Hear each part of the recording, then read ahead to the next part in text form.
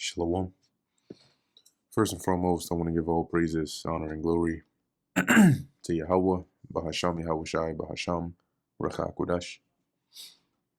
Double honors to the elders and the apostles of Great Millstone, and peace and blessings to the elect. And today we're going to go into the book of Joel, the first chapter.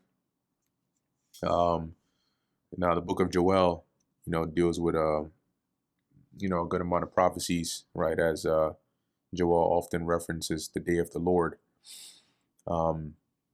which we'll go into. In terms of where in time Joel is placed, because of the fact that, in the actual writings, there's not much indication of, who was the king at the time, or, what was going on in terms of clues to sort of point you or link it, to a certain time. There's different estimations as to when he, would have prophesied or ministered, though really what matters is the content, right, of his writings here. So I pulled up on the the timeline of the Blue Letter. They have him right around the time, right around this time with a little after Nahum, and contemporaries with Hosea and Isaiah, and right around that time with like Micah, Hezekiah, and so on. And if that is the case, then he would have prophesied during the reign of the Assyrian Empire, prior to the Babylonians coming and taking over Jerusalem. So as we go through Joel, the first chapter, mainly the first chapter is dealing with like it looks like at this time Israel was being plagued by the Lord with locusts, basically natural disasters, right? Like locusts, wildfires, droughts, and they were in a bad condition, which Joel basically urges them, right, to seek the Lord, to fast, to turn to the Lord for mercy. Peradventure, he would have mercy on his people. And as we get into the second and third chapter, second, mainly goes into, more future prophecies. So this is the book of Joel, chapter 1, verse 1, the devastation of locusts. The word of the Lord Yahweh that came to Joel, the son of Pethuel, which I believe Joel in the Hebrew is Yahweh Allah or Yah Allah. See. And Yahweh Allah, which is Yahweh is God, or is power. Verse 2, hear this, ye old men. The old men is referring to the elders. I believe in the Hebrew there it's Zaquan, or here for plural Zaquanium. So hear this, ye old men, and give ear, all ye inhabitants of the land. So take heed, right? All of you who are, in positions of authority, and all of you who are dwelling in here. Hath this been in your days, or even in the days of your fathers? So from as far back as you can think, all right, or even to the time of your fathers, has there ever been a situation like this? Tell ye your children of it, and let your children tell their children, and their children another generation, right? So lay this to heart and pass it down from generation to generation, because this is the Lord's doing. Verse 4, that which the palmer wood hath left, hath the locust eaten. The palmer wood is referring to locusts, right? Majority of this is all referring to locusts, right? They're just, I presume, different types, though it's not really specified when you look into the actual words of it. But the palmer worm, locust, cankerworm, locust, I think they have the cankerworm as like the early stages, right, of the locust, and then the caterpillars. When you look into the actual, let me just pull it up here, like cankerworm, caterpillar, they all translate to locust, right? The cankerworm, early stage of development of locust or caterpillar, locust. So what Joel is saying here is the land is and the crops are being devoured by locusts. So as it says, that which the palmer worm hath left hath the locust eaten. So when one swarm, takes their turn and they leave, what remains is then consumed by another. And that which the locust hath left hath the canker worm eaten. So what was left by them, the very few, crops that may have survived, that's eaten by the canker worm. And that which the canker worm hath left hath the caterpillar eaten. So, in a nutshell, their crops were being devoured by locusts. Awake, ye drunkards, and weep, and howl, all ye drinkers of wine. So, all of you who drink wine, weep and howl, be in distress because of the new wine, i.e., the grapes, because that's how you get wine, from the grapes being squeezed, right? The blood of the grapes. So as Joel is saying here, weep for those of you who love wine, because that new wine is done. It's part of crops, and those crops are being devoured. So there's no more, or you can't get this anymore, because the harvest isn't really you're not gonna get much from the harvest because your crops are destroyed. For it is cut off from your mouth. So no longer are you gonna drink that wine that you love so much, seeing as the Lord is plaguing us right now.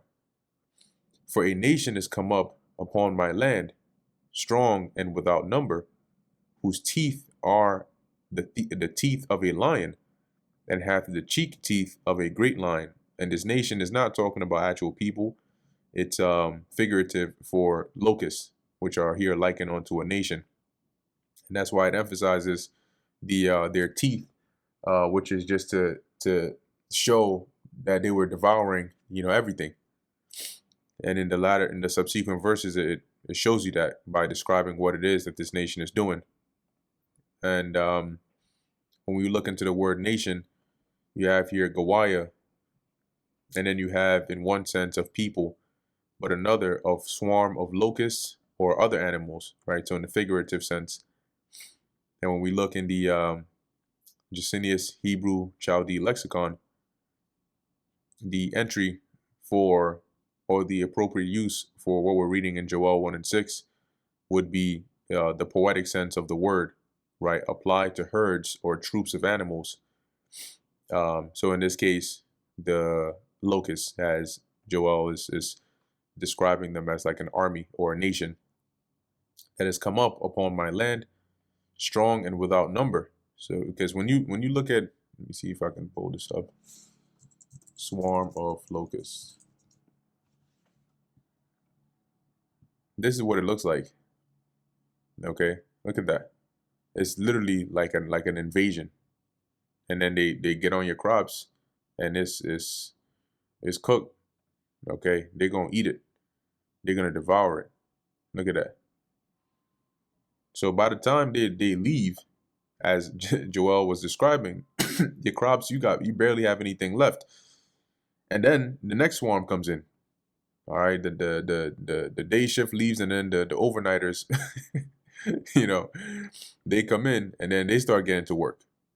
Okay. Well, damn. I don't know if this is.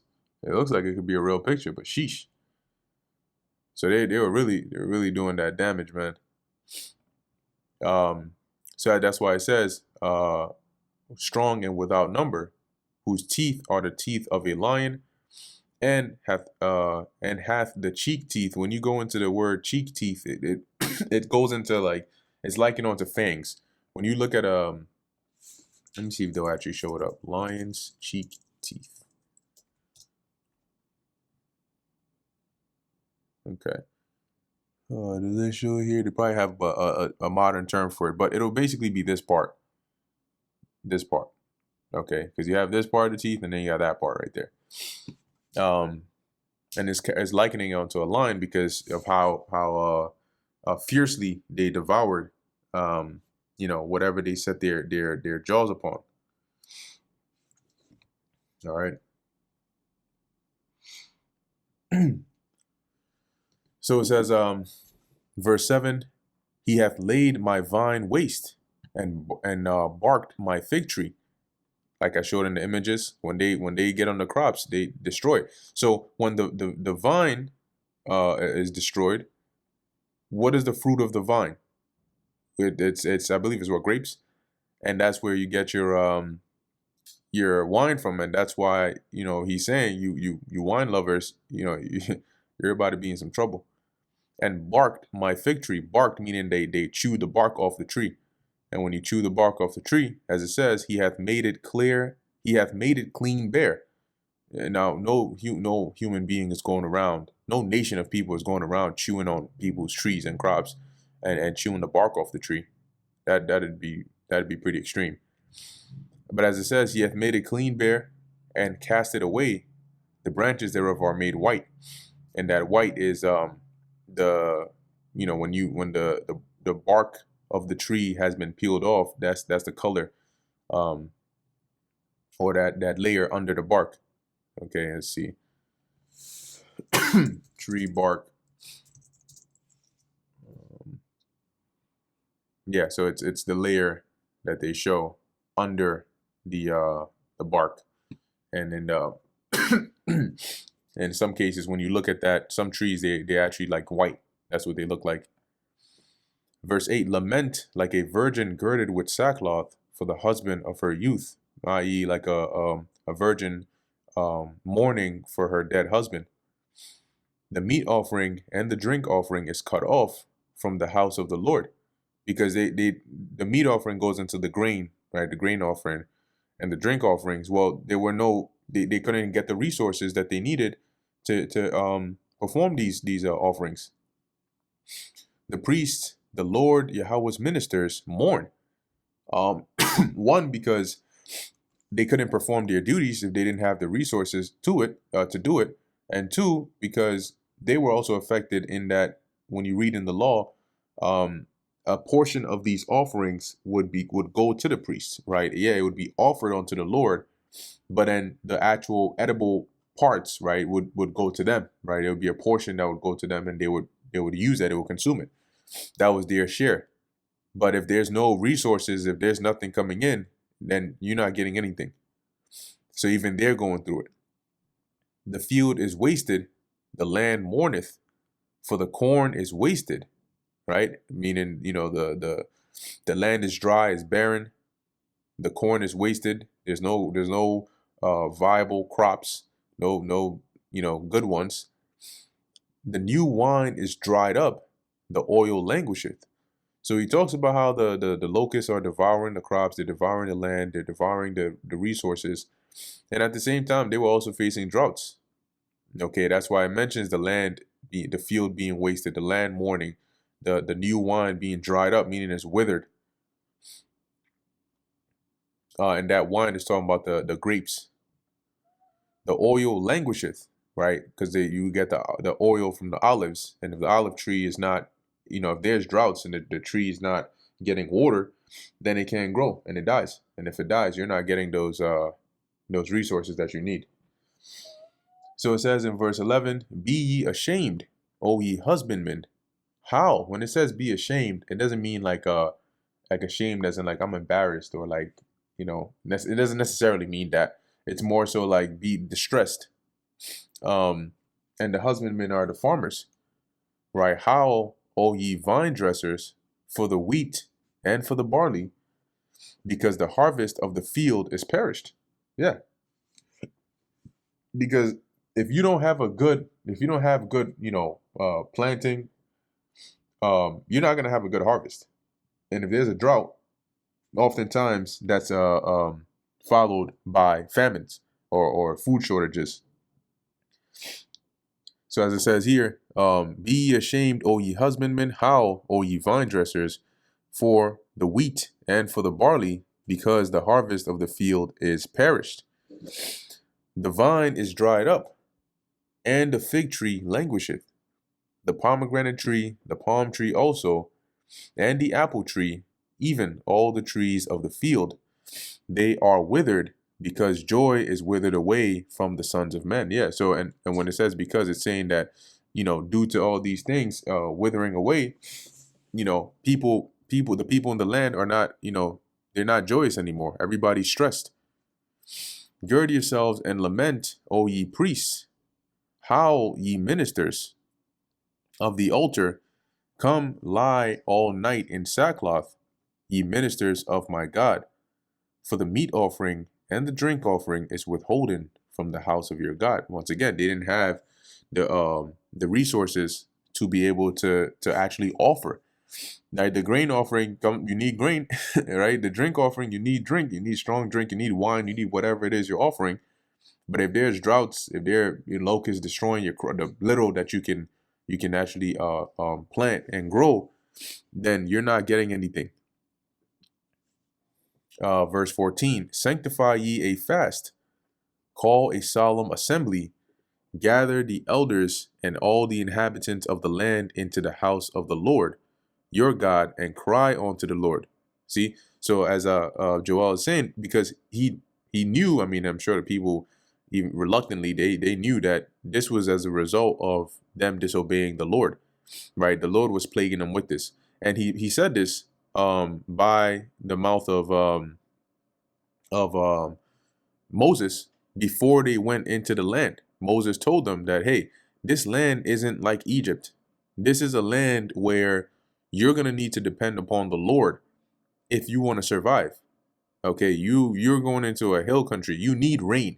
You need the former and the latter. And the Most High provides that and also withholds that.